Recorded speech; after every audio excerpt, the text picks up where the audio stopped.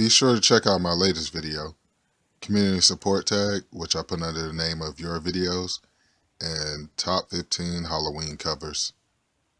Peace. What's up, comic book peeps?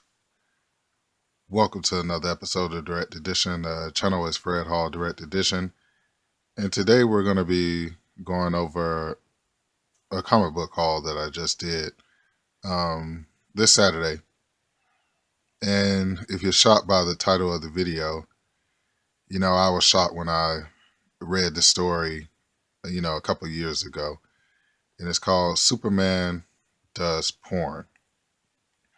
Well, he actually didn't do porn, but before I give it away, let's get into our sponsor.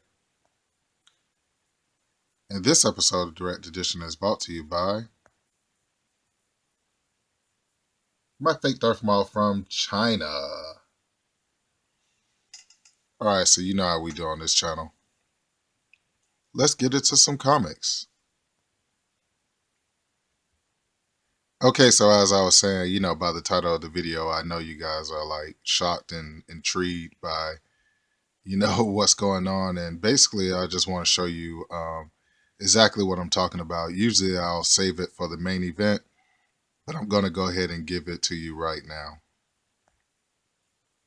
So this is Action Comics number 593, or is it 583? 593, 1987.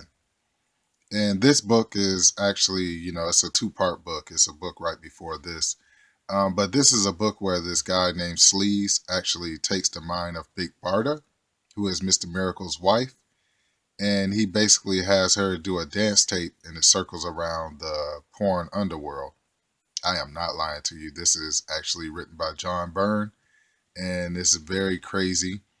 So as her dance tape makes it around the underworld, Sleaze also takes the mind of Superman.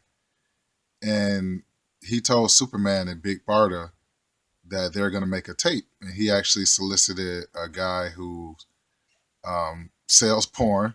And the guy was like, it's no way that Superman is going to do this.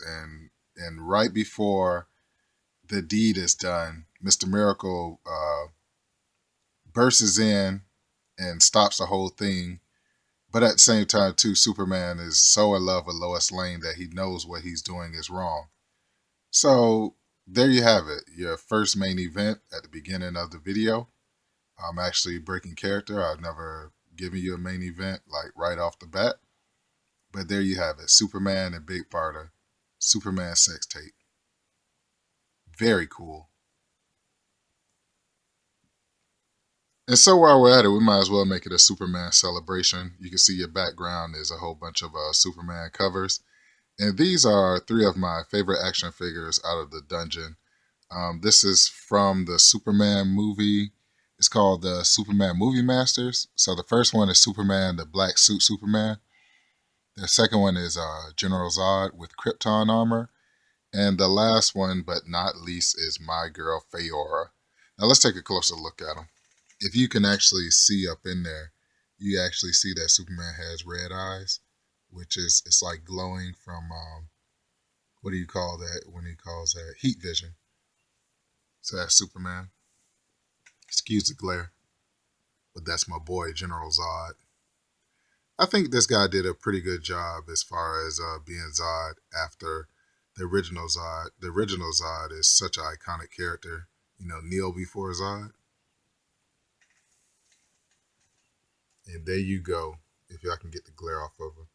My girl Faora, her face is not all the way, beautiful like Faora was in the movie. I'm a huge fan of Faora. But it's still a cool action figure, man. How many times do they really get the face right anyway on women action figures?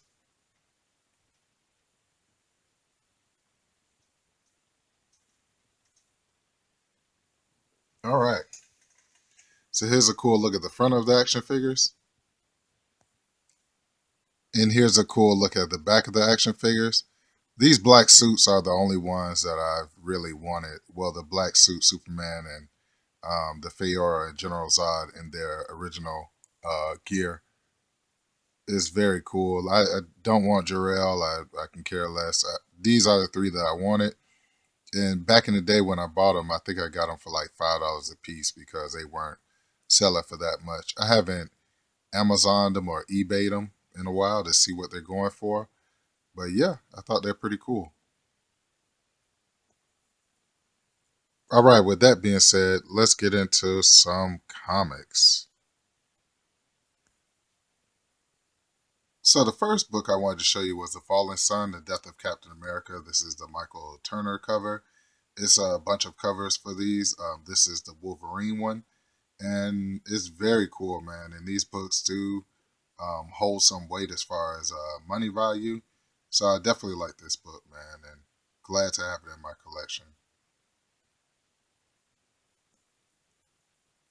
So being the fact that we're on Superman, I did pick up some Superman to go with that one Superman, that Action Comics with him and Big Barda.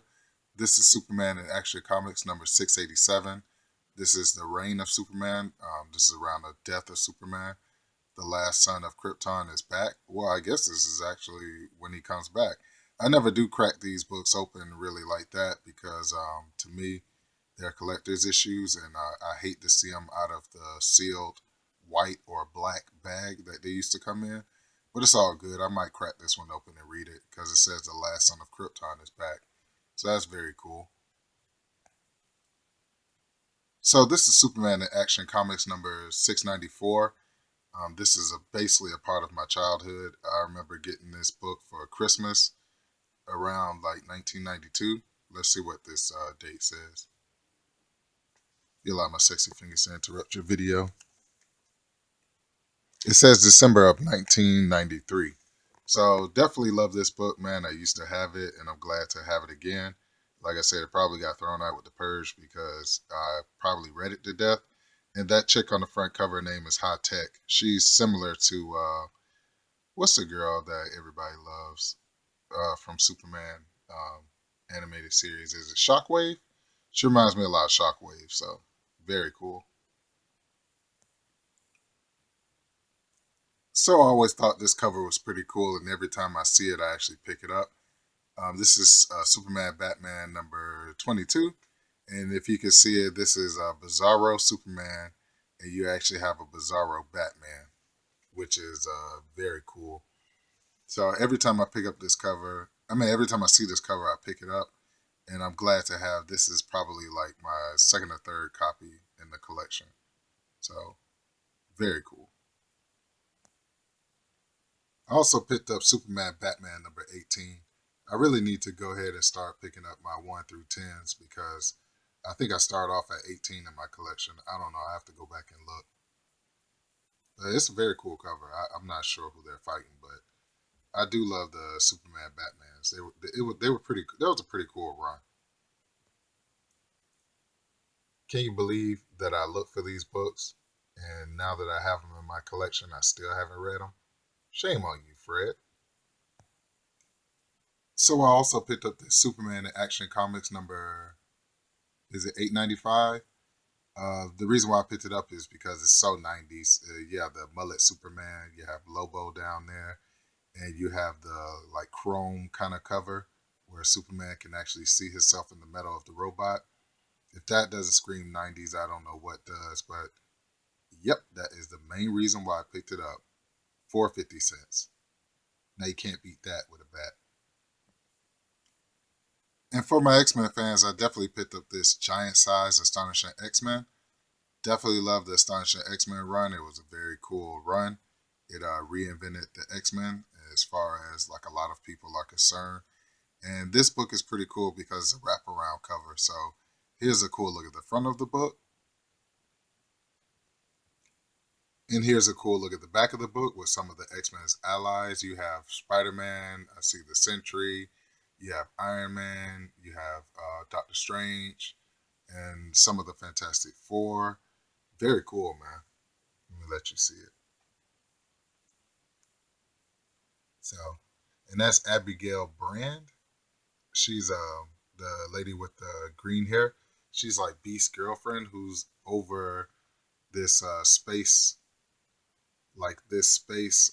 What do you call it? Space security team that secures Earth. They're called Sword. So very cool. All right, let's keep it going.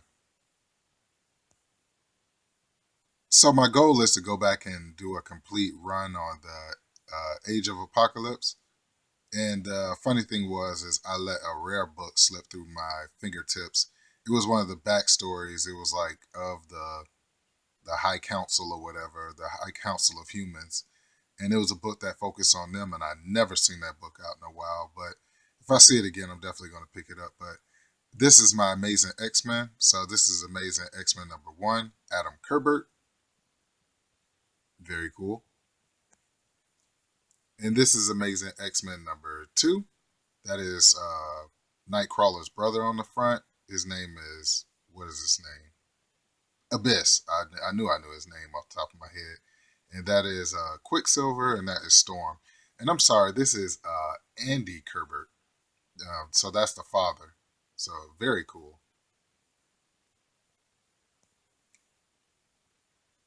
And I also finished off this run with Amazing X-Men #3. Now, this one, when I saw that front cover with Apocalypse over Magneto, I definitely read it like straight up. I had to read it. The crazy thing was is that at the end of the Age of Apocalypse, Magneto ended up ripping Apocalypse in half, and you're like, why didn't you just do that like 10 years ago, dude? When he first like rose to power. So it's a very, it's still a very cool book, man. Age of Apocalypse is the shizzle. But I got one more Age of Apocalypse book to show you. The Astonishing X-Men #3. I definitely have to get this book again. This book I didn't realize when I was running so fast, and doing my haul, that it had a couple ticks on it. So it kind of defeats the purpose that I bought this book as a replacement book for my childhood book. But I guess I'm gonna have to go back and get this book again, which is frustrating because you keep spending money on the same book over and over and over. But that is Rogue and Sunfire on the front, and I definitely love Sunfire's look from the Age of Apocalypse. It's very cool, and yeah. So let's keep it going. So me being a big Wolverine fan, this is always a book that I love to grab. This is Wolverine #1 from his fourth volume. This is Wolverine Goes to Hell. It's a very cool cover. It's drawn by my boy Jay Lee. Jay Lee has been drawing since, good God, since I was a baby. So definitely always been a big fan of Jay Lee. Definitely a big fan of Wolverine. And anytime I see a Wolverine #1, I'm going to stop what I'm doing and I'm definitely going to pick it up. So this will possibly be my second copy, and definitely glad to have it, man. It's just beautiful cover. Just a very, very beautiful cover. I also picked up this Wolverine First Class #1. Anytime I see a #1, because I'm a 90s kid, I'm definitely going to pick it up. And that is him and Kitty Pryde on the front cover. So definitely had to get this in the collection and glad to have it in the collection. And the funny thing is, these Wolverine First Class, they don't really go for that much. But I got it just for the love of, the character or whatever. So definitely, definitely happy to have this one. Also picked up Wolverine. This is a one shot. This is Wolverine Under the Boardwalk. Love it. Another Wolverine one shot. This is Wolverine the Anniversary. Simon Bianchi cover. Definitely love my Simon Bianchi covers. Very cool. I think I was telling Wolf and Fox 77 that he was showing the Dark X-Men covers. And I was telling him that a lot of the Dark X-Men started off with Mike Cho. The first two are Mike Cho covers, and the last two are Simon Bianchi covers. So two of my favorite artists. So shout out to my boy Wolf and Fox 77. And the last Wolverine book I picked up was Wolverine #56. Now this is another one that's a second copy in my collection because I'm trying to collect Wolverine one through whatever, and I'm trying to get doubles of all of them. And this story is pretty cool because what happens is Wolverine's in this pit, and in order to keep Wolverine at bay, they keep shooting him with a machine gun or like a mini machine gun. So by the end, he ends up healing pretty good to where he can get out of the pit. And he finally kills the dude that was shooting him all those times. But that's why that front cover he looks like that, because he's being shot up in this pit that he can't get out of. So pretty cool. So you know this wouldn't be direct edition unless if I showed you some Harley Quinns. And this is actual Harley Quinn that I picked up. This is Harley Quinn number 5. This is from Rebirth, and I realized that I picked up at 17 and went all the way to 30, but I'm kind of spotty in like 1 through 16. So eventually I'm going to go ahead and plug in all those holes and plug in all those gaps, plug in the holes and plug in the gaps of my Harley Quinn run. And I want the complete Rebirth run, and I also want the complete 52 run, new 52 run. So this is Harley Quinn number 5. Mind you, these books are like $3 a piece. So basically cover price, which is not bad, but they should be in the the price should go down. But Harley Quinn's pretty popular, so her books are you're gonna buy them for cover price or more. So this is number 5. Number 8, one of the most sought after comic books in her run right now. This is the vacation one, so it has a lot of different adult themes in it. You actually see that Harley Quinn in the background on one of the panels. It actually shows like a dildo. So I thought that was very cool or very creepy. And lastly, we have Harley Quinn number 9, which is a very cool cover. I definitely have become a big fan of Amanda Connor. I think that she does her thing as far as drawing Harley Quinn. And yeah, definitely love that number 8, the nudist issue, where they go to the nudist colony. So that is 5, 8, and 9. So I'm plugging in those holes. I'm plugging in those gaps. So we're at the point in the video where you asked me, hey, Fred Hall, direct edition, what are you reading right now? And this is what I'm reading right now. This is Superman, The Last Stand of New Krypton, Volume 2. Definitely have to go back and get Volume 1, but that's a very cool David Finch cover. Superman fighting Brainiac, and you got Supergirl up there, and she's fighting like all these Brainiac cyborgs. So here's a cool look at the front of the book. And here's a very cool look at the back of the book. The Battle of Brainiac. Very cool.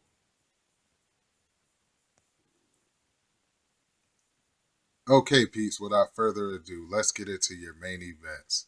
Okay? And for your first main event, and no, I'm not cheapening up my video by showing you this again, is the Superman and Big Barda Action Comics number, what did I say? 593. The reason why I'm showing you this is because, wait for it, bam, I picked up 2 copies of Superman Does Porn. When I saw this in the actual bin at Second and Charles, I was like, oh my God, lightning cannot strike twice. It struck 3 times. I actually picked up 3 copies of this. 1 copy I had to put back because it was so ticked up. When I like a comic book really a lot, I buy 2 copies. But I think I'm going to end up, all my doubles eventually I'm going to start selling. So if you guys see any doubles that you really like, just let me know. And, we can, cut a deal on it. But yes, man, this is very cool. As soon as I, told Comic Book Wendell about it, he was like, oh, that second copy is mine. Well, maybe not, Wendell. I'm sorry. I might end up selling it, or I might end up just lusting over the fact that I found 2 copies. And I'm very glad to have 2 copies of a story that I've always heard about and a story that I've read, but I've never actually had the comic in my hand. So that's your first main event. Superman Does Porn. Your next main event kind of took me off guard because I've never seen this book out in a while, never had a chance to pick it up. So when I actually saw it, I was like taken back because I was like, dang, you know what I'm saying? So this is Halt 2099, number 1. So very cool, man. Definitely glad to have this. And look at all this 90s goodness. Green metallic kind of cover, direct edition. Just very cool, man. Got it for $3, man, and I thought it was well worth it because, like I said, I've never seen it out in a while, and I'm finally glad to have this in my collection. So I'm gonna go ahead and give you 3 main events, and this is your second main event. So let's get into your third main event.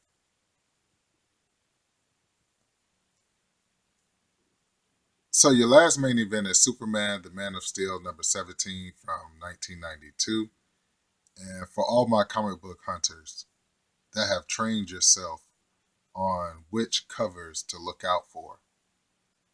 Let me tell you, when I saw this book, when I saw this book for $5, I let out one of those screams that you let out when you're hunting, when you're like, yes!